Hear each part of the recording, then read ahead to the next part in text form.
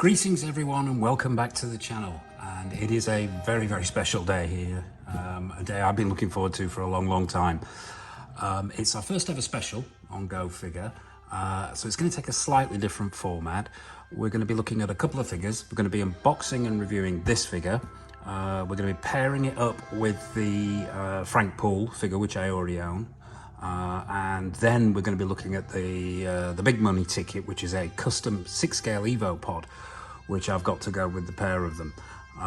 Little bit of background on this. Obviously, both figures are from the Evo Pod itself are from the seminal science fiction masterpiece by Stanley Kubrick, 2001: A Space Odyssey. Widely considered to be probably the most influential science fiction film of all time. Released in 1968, I was a mere 2 years old when this amazing piece of filmmaking hit the cinema, and has influenced a generation or generations of science fiction films to come. It's the first time I think that science fiction was really wrapped up in the human condition and who we are and where we are. But that's enough rambling about Kubrick and Arthur C. Clarke's masterpiece. We're here to look at the figures. And here he is, Dave Bowman. This has taken a lot of finding for me. I've had the Frank POOLE figure for quite some time now, but this one is particularly rare. The Frank POOLE is rare, but the Dave Bowman really is rocking horse doo-doo in the 6-scale world.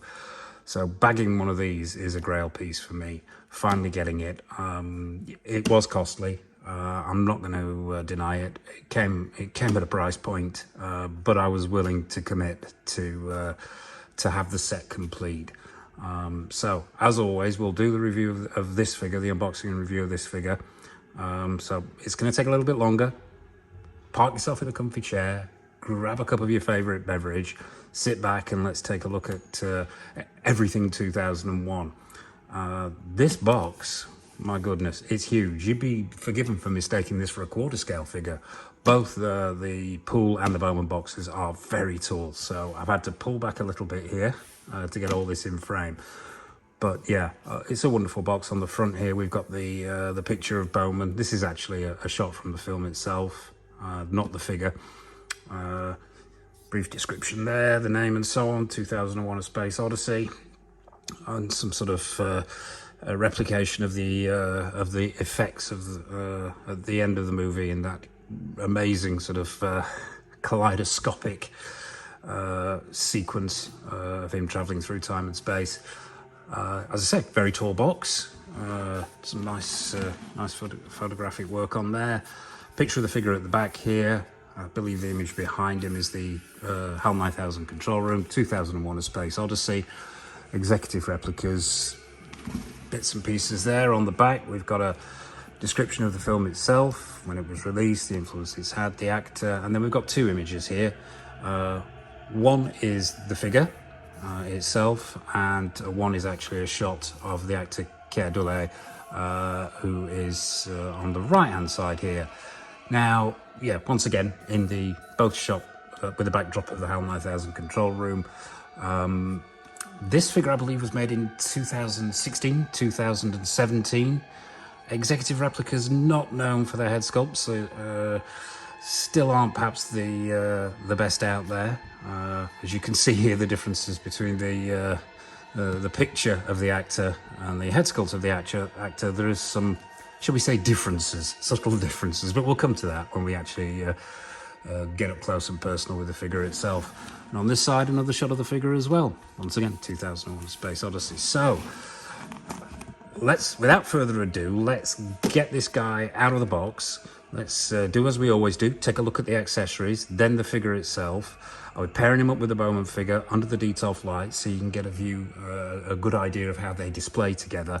And then we'll be introducing the 6-scale Evo Pod and putting together a display with all three of them. So, yep, without further ado, it's down to the accessories.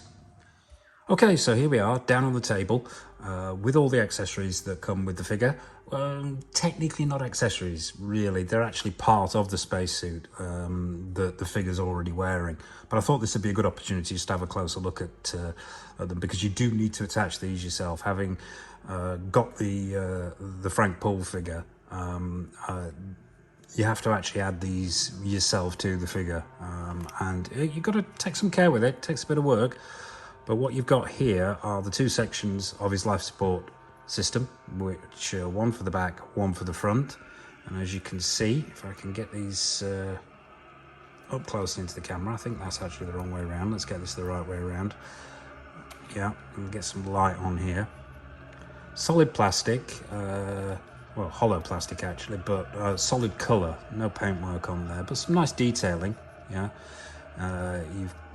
you've got a rubber hose here, and these have magnets attached so that they can actually attach to the suit. You've also got these straps here, which need fitting over the shoulders and under the crotch of the figure itself.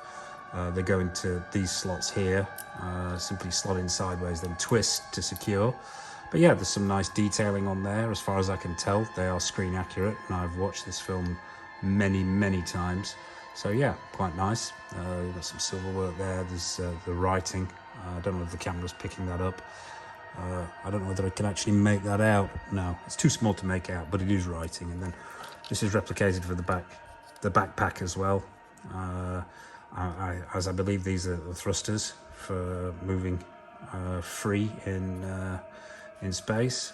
Once again, this has a magnetic clasp. This actually attaches to the helmet, but you'll see all this when the figure's put together. Once again, hollow plastic, no real paintwork on there, but I don't think it really needs it, to be honest with you. And all these silver bits and pieces on here are all pretty much screen accurate. This is the strap that goes underneath the crotch, and the other two come over the shoulders and attach here. But as I say, we'll see all that when the figure's put together. I will be putting this together off camera because it does take a little bit of finagling and some intricate work. But what else do we get? Hands again. I haven't even had these two hands out of the packet because I don't intend to display the figure with ungloved hands. So we'll look at these in the bag. Fairly good. You know me and my hands. They're a soft plastic. They're not meant to grip anything, hold any of the other accessories, or lack of accessories. But yeah, relatively good. You can see some foam work there. Looks like there's a couple of paint applications on there. They're not the best hands in the world, but most certainly not the worst I've ever seen. But yeah, won't be using those when I display it. Let's take a look at the helmet. Now this is rather special.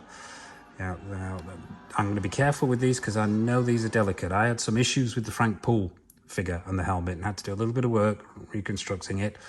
They are exceptionally delicate. I lost a couple of pieces on here. Well, I didn't lose them. They fell out and I had to reattach them. And there were some issues with this bottom piece here.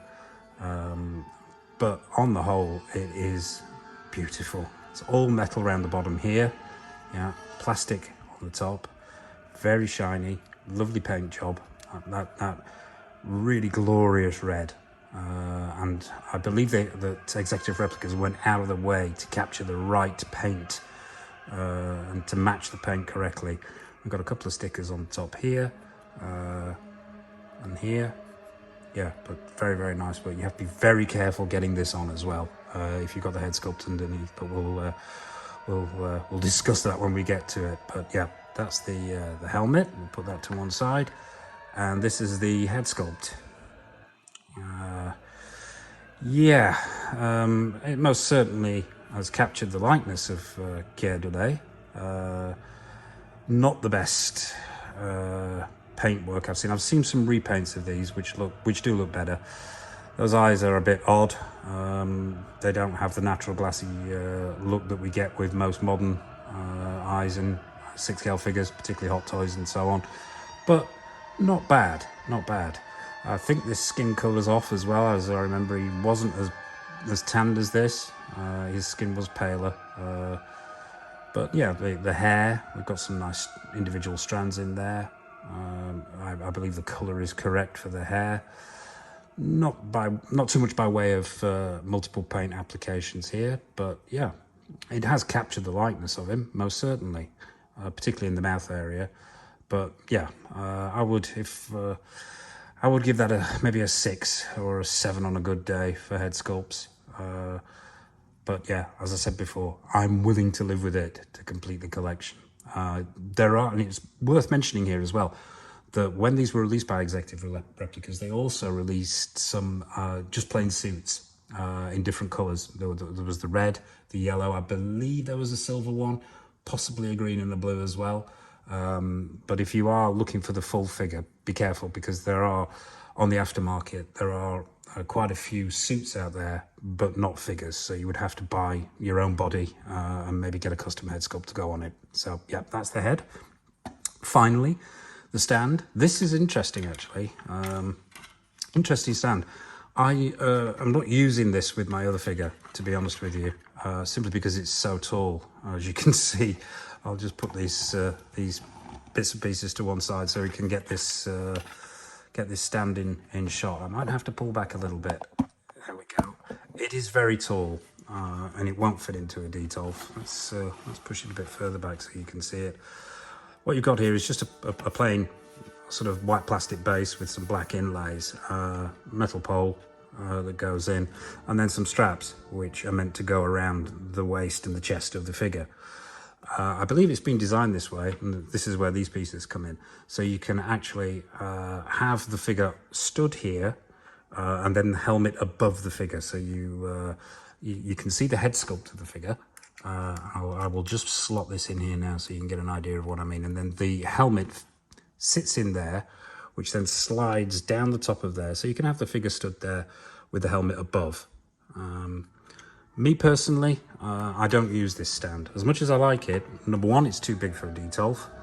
And number two, I'm not going to be displaying them with the helmet hovering above the figure. So I tend to use a different base.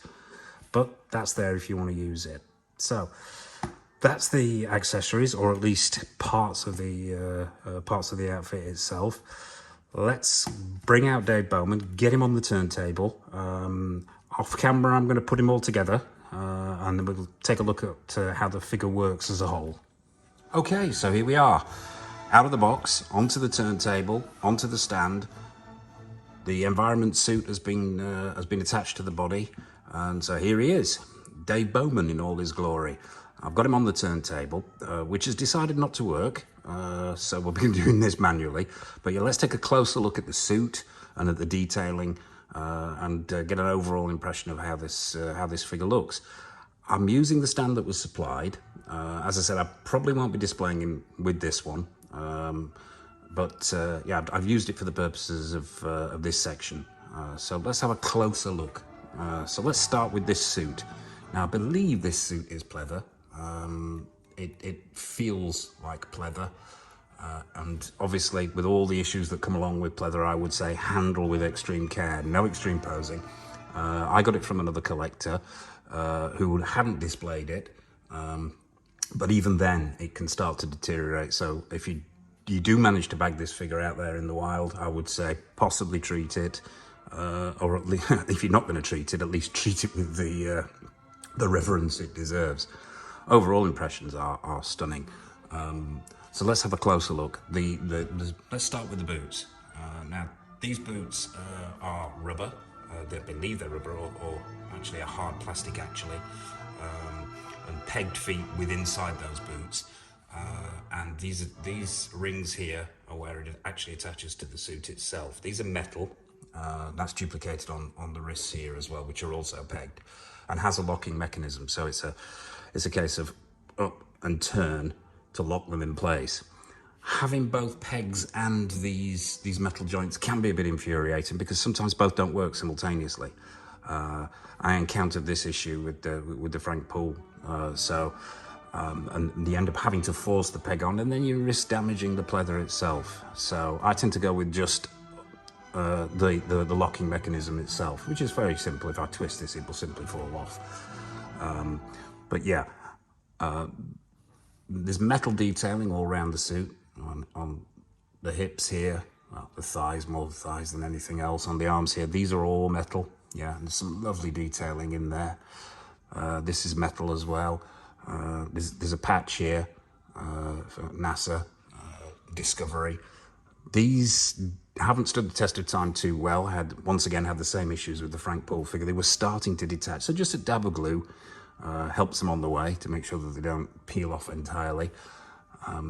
As mentioned before, these are all metal, the clasps here, and what happens is, I don't know whether the camera's picking this up, the rubber hose comes from the backpack there, around the front, and a very similar locking mechanism to the feet and the hands. Just simply put it on and twist, and then it's magnetically held in place. Turning this way, once again you can see the same.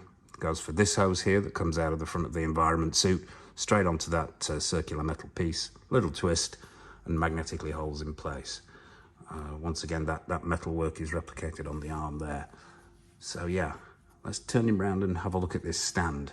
I've not tied this stand. This obviously goes around sort of the midsection here, and then there's another tie at the bottom here which goes around sort of the top of the legs. But I haven't put those in place just so we can get a better view of the figure itself. We've got this plastic hose which comes out of the top of the backpack and goes straight into the helmet. And if I turn this round, I don't know whether you can see this. I'm trying to look for where it actually attaches. And at this point in time, I can't actually see it. You get it? Oh, there it is. Yeah, it's right there. And once again, it just slots on. Yeah. That head sculpt is difficult to attach. And once again, had this issue with the Frank POOLE figure. It's got a very, how can I describe it? No, it's not loose, but it jigs sideways when you attempt to put it on. And it's actually a rubber silicone neck piece. I'm not sure whether the entire body is that. It doesn't feel like it underneath the suit, but yeah, getting the head on securely without it sliding to one side or the other, it can be problematic. So be careful of that, because it means gripping the figure, and obviously putting pressure on this pleather is not a good idea. But yeah, overall impressions are stunning. I encountered once again the same issues when I was putting this figure together that I had with the Frank POOLE figure, and I turned out some choice language, shall we say. And although it doesn't look that complex, this is one of the most infuriating figures I've ever had to work with. And it's simply attaching the environment suit itself. As we mentioned before, there are two clasps here that twist and lock. And then there's a buckle section here, which comes up underneath the crotch and then has to go through there. And it's, as you can probably see here, is just not quite long enough. So yeah, it took quite a lot of work, quite a lot of effing and jeffing, but I finally managed to attach it, and it is very delicate, simply because this piece isn't long enough.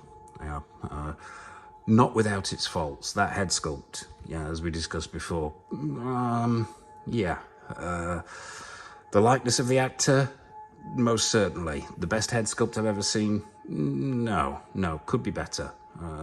Possibly warrants a custom job, but I'm happy with it as it is at the moment. So yeah, there he is.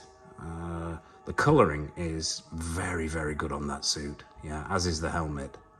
For its age, not without its problems, but I really, really do like these figures, the pair of them. I think probably what would be a good idea to do now is, as always, get him over into the detolf, maybe introduce Frank POOLE so we can take a look at how they display, how they look under those detolf lights. So yeah, without further ado, over to the detolf.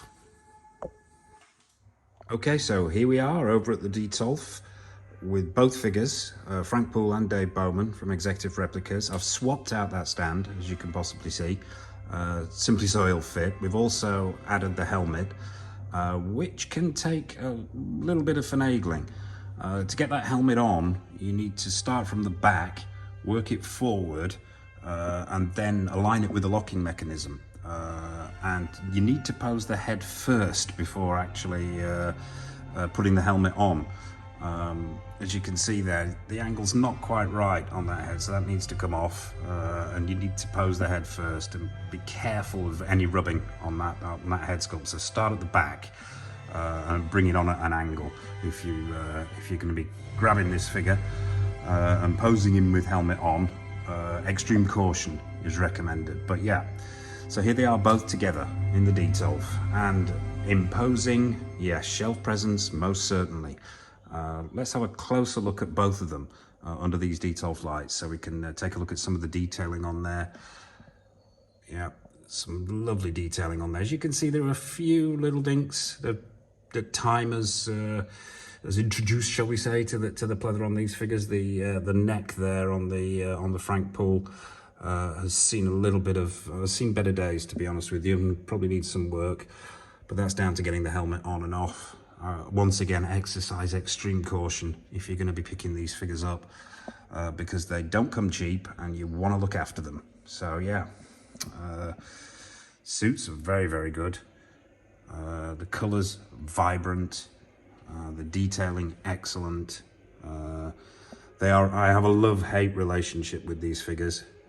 Getting them together is a nightmare, but once they are together and displayed, they most certainly have an immense presence. They really, really do. So yeah, there you have it. Frank Poole, Dave Bowman, together for the first time on the shelf after many, many years of hunting. So what we're going to do next is it's a little bit out of the ordinary, but it's something I have been really, really looking forward to. We're going to go back down onto the table and we're going to take a look at the 6-scale custom-built Evo Pod, which these two are going to be displayed with. So back to the table. Okay, so here we are, back down on the table, and here it is, the 6-scale Evo Pod, the custom-built 6-scale Evo Pod to go with the two figures that we've just looked at. This thing is huge. I have to excuse the spotlights I've got on either side here if they're causing any glare, but it really needs as much light on it as possible to fully appreciate this. I'm a little bit lost for words, which is not like me. This thing is simply amazing. I'm going to go handheld at some point so you can get a full 360 on this thing, but it is absolutely stunning. The attention to detail is just amazing. This base is completely screen accurate, very heavy. It's got a lovely felt covering over here. These metal rims on the side, completely screen accurate. I'll try and turn this round so you can get a better view of just how much work has gone into this. It is, I mean, you can see here is the paint work, the shading in the correct areas, the writing in the correct areas, all screen accurate. These wonderful arms, I'll take one off. These just come off, they just slide in, slide out.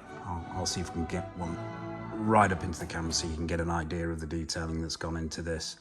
Yeah, the paint application, the little instructions there, the safety warnings, the lines in the right place.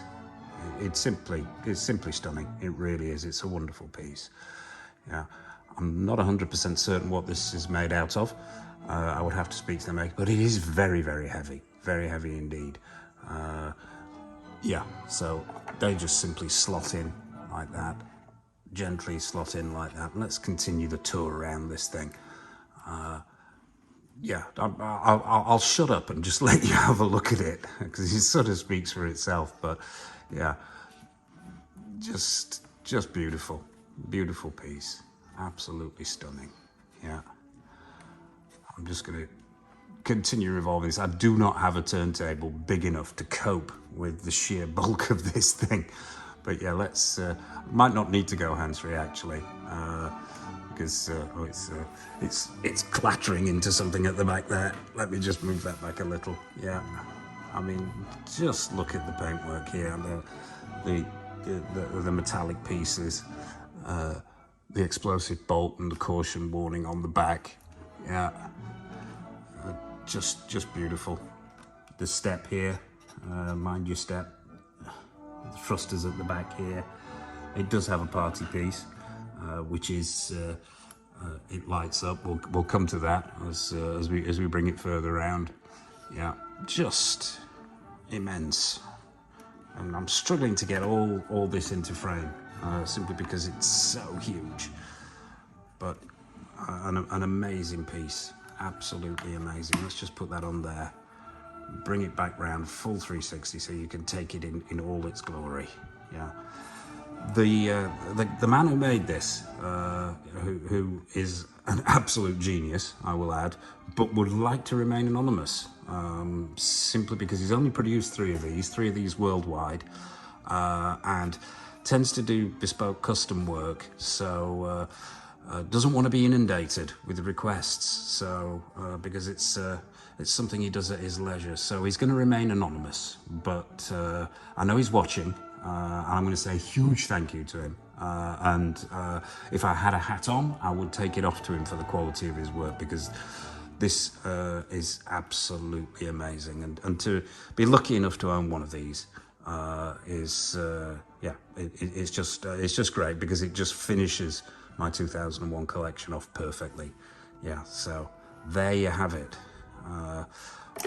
This is actually perspex in here. There's no internal workings because I think, you know, we would be the price point would literally be sell a kidney on eBay to afford it. But yeah, I'm going to shut up and just let you look at this. I'll show you the party piece here of the lights. There it is. It's a battery operated, double A's. You could USB it if you wanted to, but they don't look too bright under these lights, simply because I've got multiple spotlights, overhead LEDs to try and light it as best as possible. But when it's actually not under this kind of lighting, these are exceptionally bright. We've got 4 LED spots at the front here, and the red HAL light there in the center. Once again, completely screen accurate. But yeah, just simply stunning. Yeah, stunning.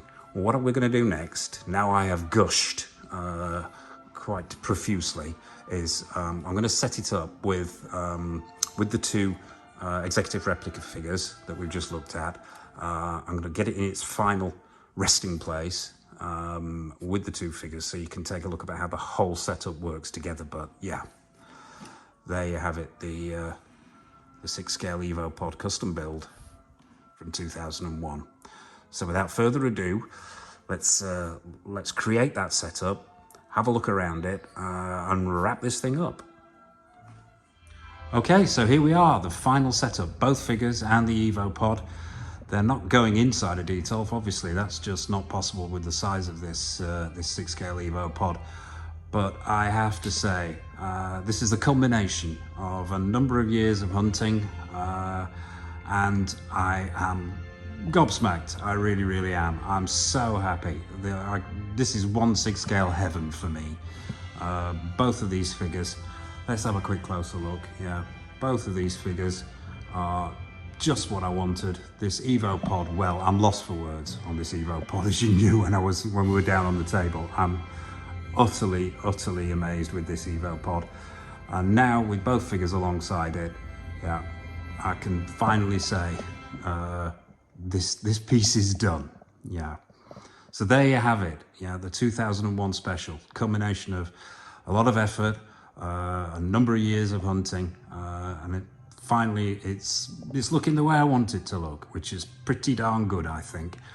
So that's all from us for this video. I hope you enjoyed it. Please hit the like button, put a comment in the comment section, hit that subscribe button. We've got plenty more content coming up, loads of things. I would list them now, but I am lost for words in this amazing display.